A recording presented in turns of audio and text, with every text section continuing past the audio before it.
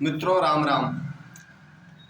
तो आज तीसरा दिन था मुख्यमंत्री चुनने का और राजस्थान में नए मुख्यमंत्री भजन लाल शर्मा होंगे, ये घोषणा हो चुकी है। तो भाजपा की तरफ से विधायक दल की बैठक के बाद उनके नाम का ऐलान किया गया। दिया कुमारी और प्रेमचंद बैरवा उप मुख्यमंत्री होंगे।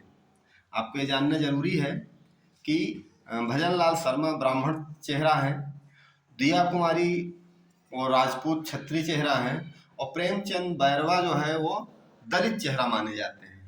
तो यहाँ पर भी भारतीय जनता पार्टी ने अपनी जो जातीय समीकरण होता है उसको भी अच्छे से सेट कर लिया है और इसके साथ साथ उन्होंने भजन लाल शर्मा को चीफ मिनिस्टर बनाकर एक मैसेज दिया है कि अगर आप पार्टी के प्रति स्वामी भक्ति रखते हैं, पार्टी के संघर्षशील कार्यकर्ता हैं, तो पार्टी आपको पूरा ध्यान से देख रही है और उचित समय आने पर उचित पुरस्कार आपको अवश्य मिलेगा। ये चीज आप सोच सकते हैं कि मध्य प्रदेश में भी हुआ। अब मोहन यादव जी वहाँ चीफ मिनिस्टर बने तो कोई सोच नहीं सकता था कि मोहन यादव मुख्यमंत्री बनेंगे, और उसी प्रकार राजस्थान में कोई ये नहीं सोच सकता था कि भजन लाल शर्मा वहाँ के चीफ मिनिस्टर कैंडिडेट हैं। तो कहने का मतलब ये है कि जातिगत भावना से ऊपर उठकर भी भारतीय जनता पार्टी का शीर्ष नेतृत्व ये देखता रहता है कि कौन सा व्यक्ति पार्टी के लिए कितना समर्पित है और उसे कब कितना पुरस्कृत किया जाना चाहिए। अब आप ये कह सकते हैं तो कि वसुंधरा राजे भी तो थी, लेकिन वसुंधरा राजे ने जानबूझ के गलती की। पहली बात तो जब चुनाव के समय ये डिक्लेयर हो गया था कि तीनों राज्यों में प्रधानमंत्री नरेंद्र मोदी ही वोटर के पास चेहरे के रूप में जाएंगे, तभी ये समझ में आ जाना चाहिए था कि इन तीनों जगहों पर अब जो भी चीफ मिनिस्टर के रूप में चल रहे हैं नाम, वो नाम आने वाले नहीं हैं। मोदी जी कोई नया नाम ही लेकर आएंगे। और ये आप हरियाणा से भी देख सकते हैं कि मनोहर लाल खट्टर जब वहाँ चीफ मिनिस्टर बने थे हरियाणा में, तो कोई ये नहीं सोचता था कि ये कौन है, और आए। और ऐसे नहीं आए, वो दूसरा टर्म अपना चाल कर रहे हैं, यानी लगभग उनके 10 साल होने वाले हैं। 1 साल वो प्रधानमंत्री मुख्यमंत्री हरियाणा के बने और दूसरी बार वो फिर चुनाव जीते, हालांकि गठबंधन के साथ है, और वो फिर से चीफ मिनिस्टर हैं वहाँ की। उसी प्रकार मध्य प्रदेश में मोहन यादव आ गए, समर्पित कार्यकर्ता थे वो, और जातीय गणित के हिसाब से भी ठीक था, क्योंकि मध्य प्रदेश में मोहन यादव को लाने का 2 कारण था। एक तो था कि भारतीय जनता पार्टी अपने कार्यकर्ताओं को देख रही है कि कौन किस लायक है और कौन पार्टी के प्रति कितना समर्पित है, उसे कब और कितना पुरस्कृत किया जाना चाहिए। और दूसरा, मोहन यादव को मध्य प्रदेश में लाने का एक रीजन और है कि उत्तर प्रदेश और बिहार, ये दोनों को जो है वहाँ पर मतलब यादव परिवार की पार्टियां वहाँ पर चलती हैं। हालांकि अभी उनका अस्तित्व तो नहीं है, अखिलेश यादव की भी पार्टी समाप्त प्राय हो चुकी है, और राष्ट्रीय जनता दल भी कोई खास नहीं कह सकते, क्योंकि नीतीश कुमार के साथ ही उसके गठबंधन में चल रही हैं। पर यह है कि उनका वोट बैंक वहाँ है, उनका अस्तित्व वहाँ है, भले ही वो चुनाव जीतने के रूप में ना हो। लेकिन नरेंद्र मोदी भारतीय जनमानस में 100% लोगों के पास पहुंचना चाहते हैं, और इस तरह वे पूरी तरह से चाह रहे हैं कि हर जाति वर्ग के गणित में भारतीय जनता पार्टी फिट बैठे, पहुंच जाए और सबको लगे कि हाँ, ये पार्टी ऐसी है जो हमारा और हमारे समाज को देख रही है, किसी की उपेक्षा नहीं करती है। तो अब राजस्थान पर आते हैं। राजस्थान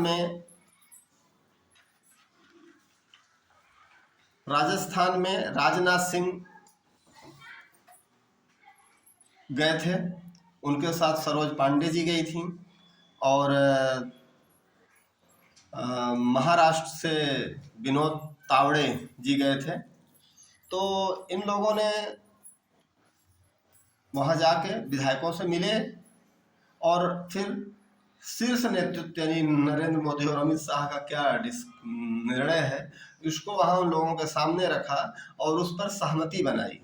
और सहमति बनाने के बाद भजन लाल जी को चीफ मिनिस्टर के रूप में घोषित कर दिया गया। अच्छा, यहाँ एक इंटरेस्टेड है और कि जो वसुंधरा राजे अभी तक अड़ी थी कि मुझे सीएम बनाओ, मुझे सीएम बनाओ, भले ही 1 साल के लिए बनाओ, तो उनके द्वारा ही भजन लाल शर्मा का नाम बुलवाया गया। यानी भजन लाल शर्मा चीफ मिनिस्टर होंगे इसका प्रस्ताव वसुंधरा राजे ने रखा और सारे विधायकों ने अपनी सहमति दी। उसके बाद दिया कुमारी उप मुख्यमंत्री के रूप में बनी और प्रेमचंद बैरवा भी उप मुख्यमंत्री बने। दिया कुमारी को मैं वैसे भी सोच रहा था कि अगर भजन लाल जी का नाम आ गया अच्छी बात है, अगर इनका नाम ना होता तो शायद दिया कुमारी और बालकनाथ 2 में से एक जरूर होते। दिया कुमारी राजपूत से हैं, वैसे भी राजस्थान नाम से ही समझ में आता है कि राजसी ठाट बाट होगा।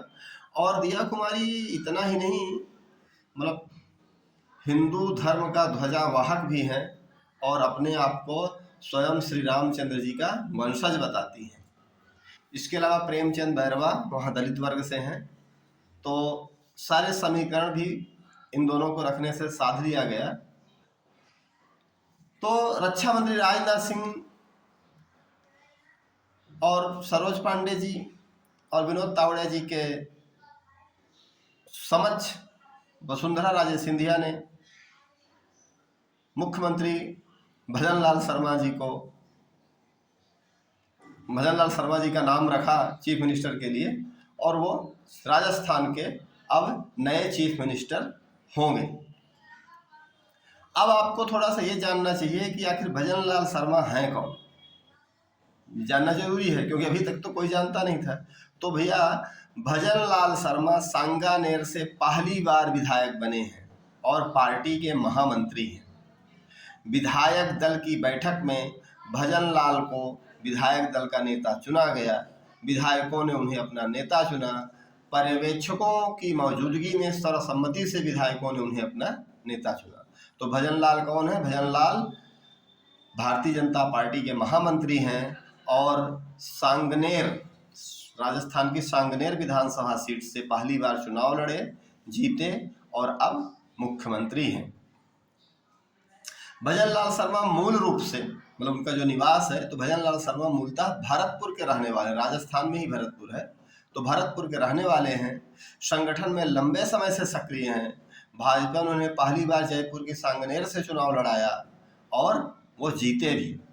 अब यहाँ एक बात और समझना चाहिए कि भाजपा ने वहाँ के मौजूदा विधायक यानी सिटिंग एमएलए अशोक लाहोटी का टिकट काट कर भजन लाल को वहाँ उम्मीदवार बनाया था।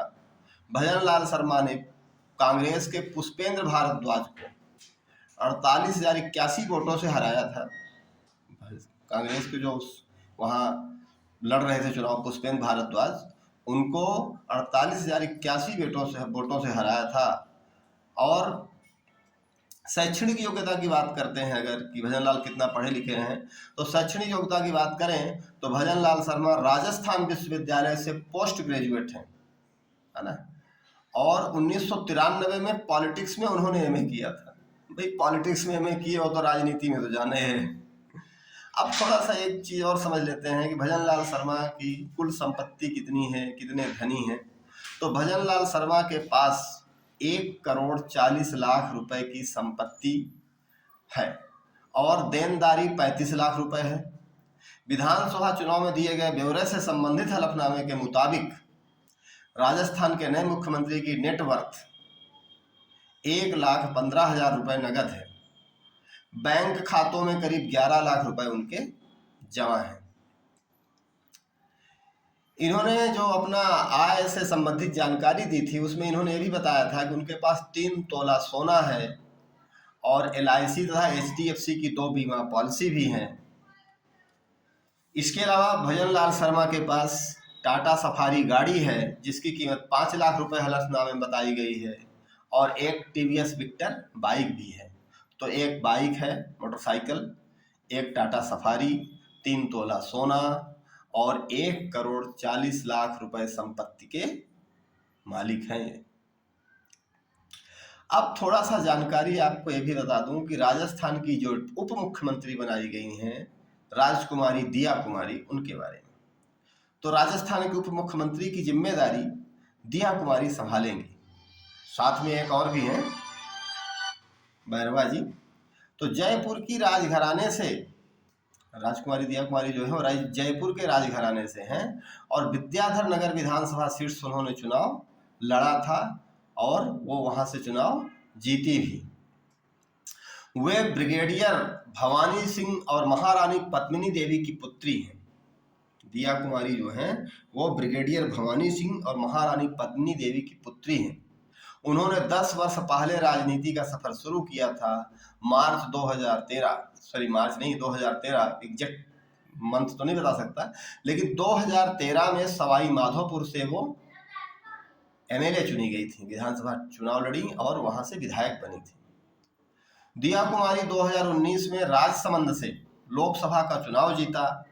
पार्टी ने इस साल उन पर भरोसा दिया और लोकसभा सदस्य रहते हुए ही विद्याधर नगर से उन्हें विधानसभा की टिकट दी गई और विधानसभा चुनाव भी जीत गई। विधानसभा चुनाव विद्याधर से जीतने के बाद उन्होंने लोकसभा से इस्तीफा दे दिया था और अब वो राजस्थान की उप मुख्यमंत्री हैं। उन्होंने अपनी प्रारंभिक शिक्षा Gayatri Devi girls public school और नई दिल्ली के मॉडर्न स्कूल से ली। लंदन के चेल्सी स्कूल से उन्होंने आर्ट में डिग्री ली है। उन्होंने लंदन के चेल्सी स्कूल में भी वो पढ़ी हैं और आर्ट में उन्होंने डिग्री मिली है। दूसरे आते हैं वहां के उप मुख्यमंत्री प्रेमचंद बैरवा। तो प्रेमचंद बैरवा कौन है ये आप जान लीजिए। मौजमाबाद तहसील के श्रीनिवासीपुरा निवासी प्रेमचंद दलित परिवार से आते हैं। वह जयपुर के दूदू सीट से चुनाव लड़े थे और चुनाव लड़े और जीते। उन्होंने कांग्रेस के बाबूलाल नागर को चुनाव में हराया। उन्होंने 35,743 वोटों के अंतर से उनको हराया। बैरवा 1995 में एबीवीपी के साथ राजनीतिक सफर की शुरुआत की, यानी भारतीय जनता पार्टी की जो छात्र इकाई है अखिल भारतीय विद्यार्थी परिषद, उसके ये सदस्य थे और वहीं से इन्होंने अपने राजनीतिक सफर शुरू किया। वह एमफिल और पीएचडी डिग्री धारक हैं, यानी आप इन्हें डॉक्टर भी कह सकते हैं। प्रेमचंद बैरवा डॉक्टर प्रेमचंद बैरवा भी हैं, है ना। तो इस तरह से भारतीय जनता पार्टी जो 3 राज्यों में जीती थी, तीनों राज्यों में अपने मुख्यमंत्री, उप मुख्यमंत्री और विधानसभा स्पीकर डिक्लेयर कर दिए। मुझे उम्मीद है आपको ये जानकारी अच्छी लगी होगी। कल फिर आपसे मुलाकात होगी, तब तक के लिए नमस्कार, जय श्री राम।